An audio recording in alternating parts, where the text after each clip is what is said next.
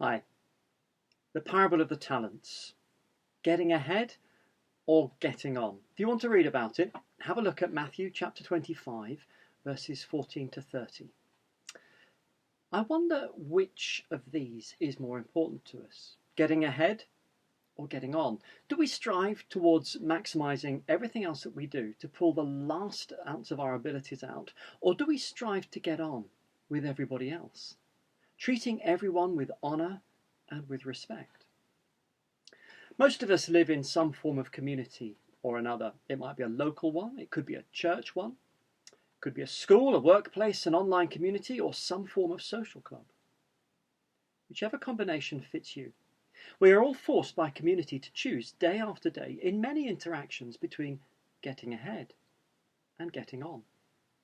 Essentially, it comes down to, do I choose to put myself forward, or do I choose to put someone else forward? Now, if you're coming at this from a Christian perspective, you might immediately say, well, the answer to that is obvious. You always put someone else ahead of you. But is it that obvious?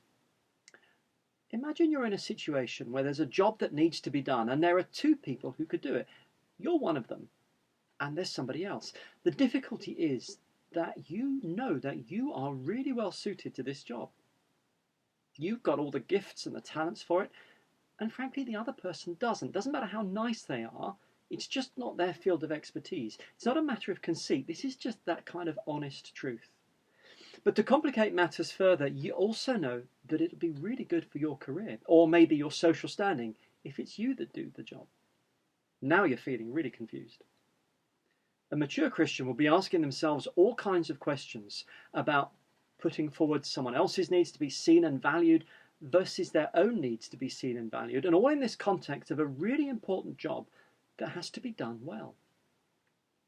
Getting ahead or getting on. If you elect to do the job, you'll get ahead, but you might no longer get on with the other person. So which one are you going to choose? And this is where the parable of the talents, today's gospel reading, comes in.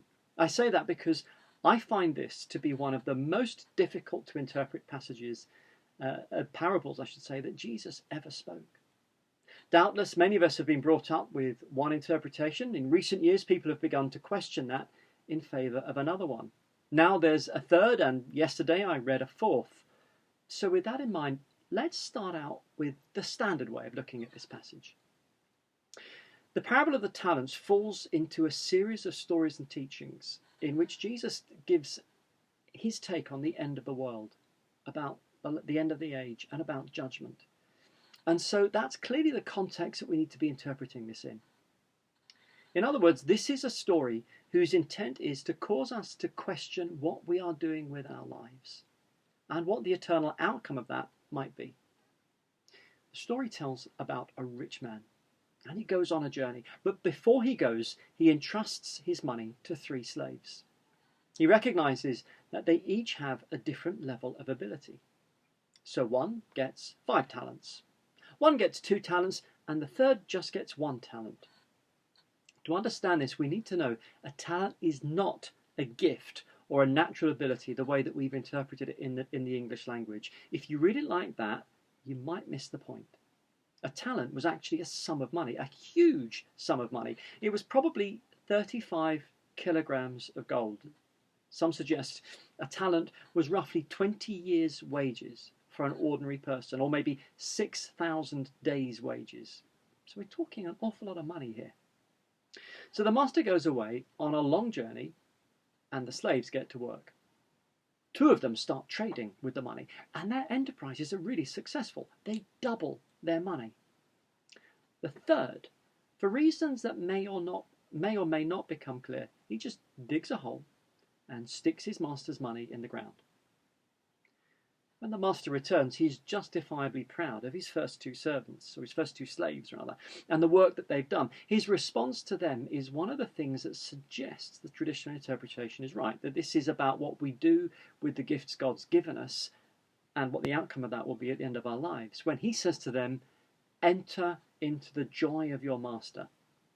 Now to our ears, that sounds like heaven, doesn't it? But the third slave, when he comes before the master, tells him that he was afraid of his master and afraid of the way he behaved.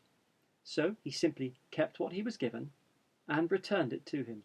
Nothing added, but nothing taken away. Now we see a different side to the master, and this is the one that should cause us to question the traditional interpretation of the parable. The master tells him off harshly for doing nothing with what he'd been given. He strips the talent away from him and he gives it to the one with the most, and has that third slave thrown into the outer darkness. Now, the way that we normally interpret this passage is to say that God gives each of us gifts and talents, abilities in our lives, and God expects us to do something with them.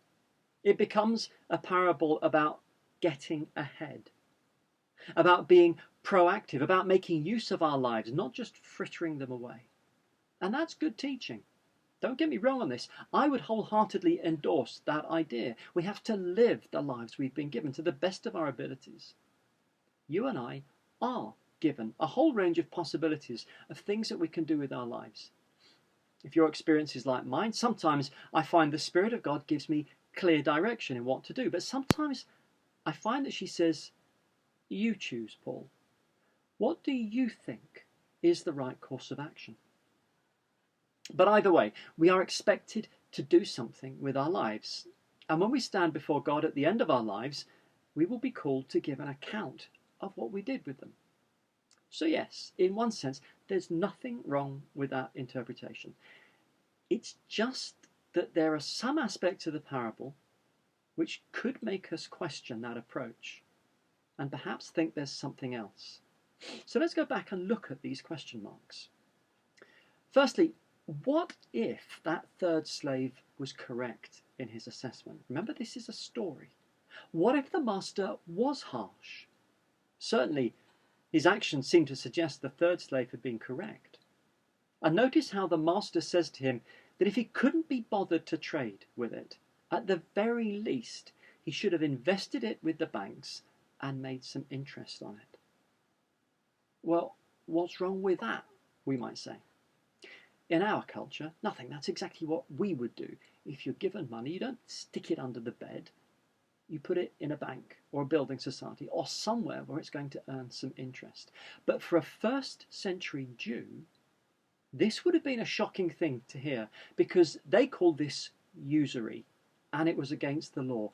You could not charge interest on a loan, and especially you couldn't charge interest if you were making a loan to a fellow Jew. Think about that for a moment. Our entire Western banking system, on which all of our economies depend, could be counted in these terms as corrupt and illegal.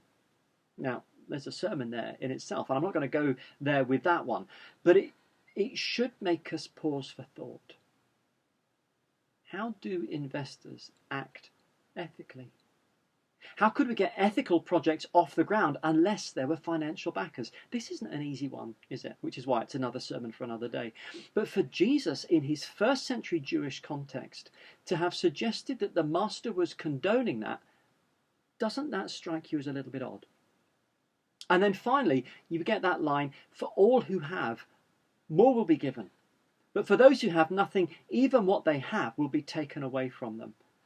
Isn't that exactly the kind of thing that we see repeated across the world, and which the prophets in the Hebrew Bible and Jesus himself spoke out against? Because that is what happens to so many people in this life. The more you have, the more you get. Those at the bottom so often stand to lose everything.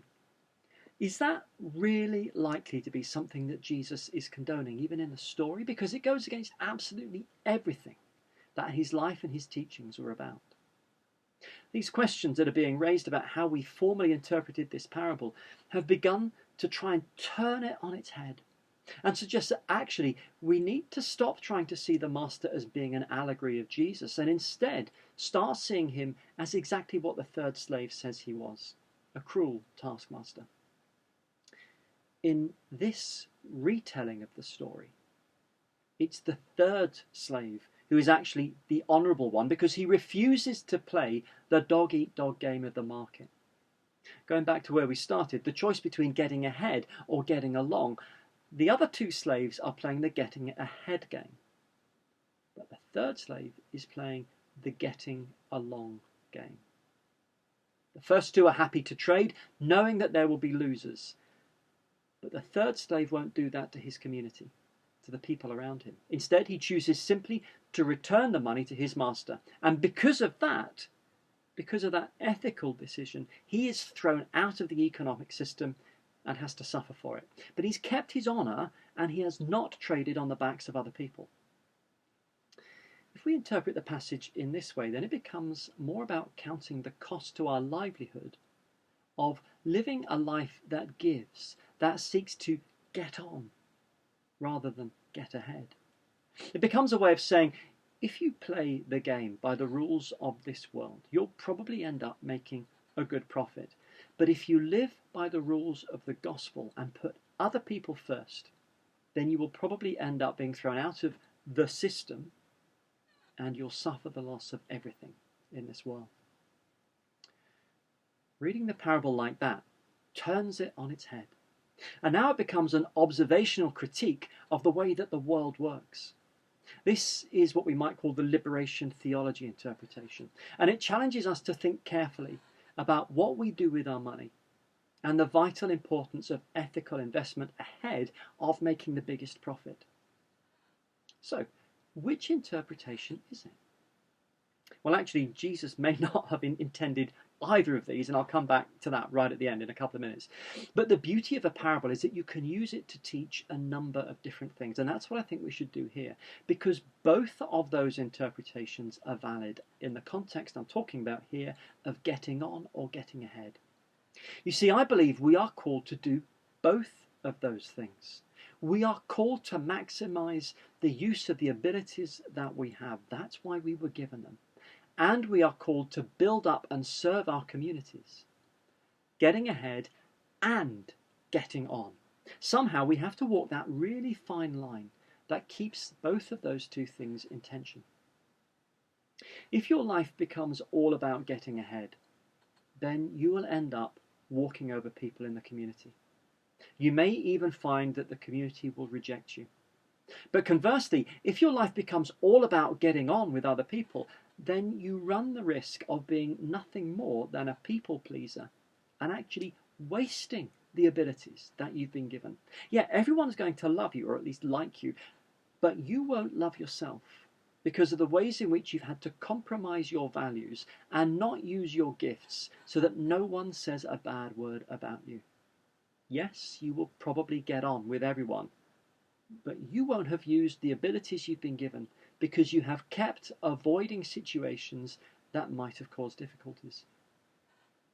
I believe that this parable can be used as a way to teach us that if we interpret it both ways, the traditional and the liberation theology model, then we have to use our abilities to the best that we can, provided doing so doesn't compromise being Christ-centered servants of our communities.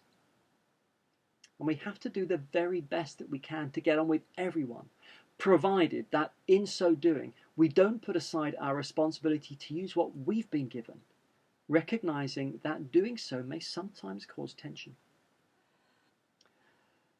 Sometimes the tension between those two things will bring about a conflict that we will need to resolve. Sometimes you and I will feel hard done by because we didn't get a chance to shine in a particular instance. But we might also need to be humble enough to say, maybe we weren't actually the right person for that job at that time. At the day of judgment, however we understand that, I believe the twin messages of this parable can be read as a way of saying that to the best of our abilities, we need to get ahead, i.e. do the best we can with our abilities, and we need to get along, i.e. we love each other and help each other to grow as well. This is a difficult way to live, and we often get the tension out of balance. You'll know if that's the case because if you find people start to draw away from you, perhaps it's because they think you're self-centered and self-important.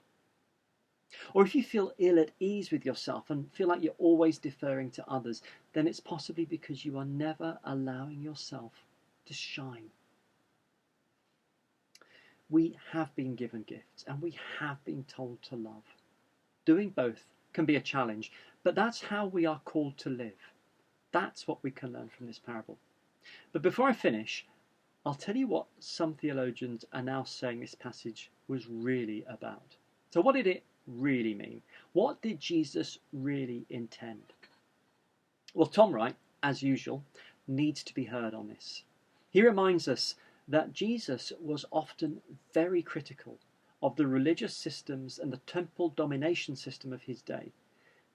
And so Tom reckons that this passage was probably being told against the religious leaders. Jesus would have felt that throughout their history, they had been given the truth about God, which they were supposed to reveal to the world. But Jesus felt they'd kept it to themselves. They tied it up into legal systems to their own profit and their own social standing, rather than the way of divine love and giving.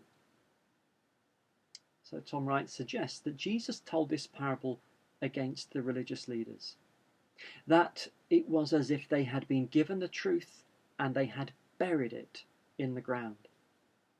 In Jesus' words elsewhere, he says to them that it's the sex workers and the tax collectors and the sinners, the ones who heard the message of Jesus and acted upon it, they were the ones who are going into the kingdom of heaven ahead of the religious leaders. So really then, this parable could be a warning to the church that we must not do the same thing. We should not be tied up in legalism, but to reach out in love. And how do we do that? Well, we do our best with what we've been given and we look out for the needs of the community. We try to get ahead and we try to get on, which is basically what this whole address has been all about. So really, it all ties together in the end. Peace be with you.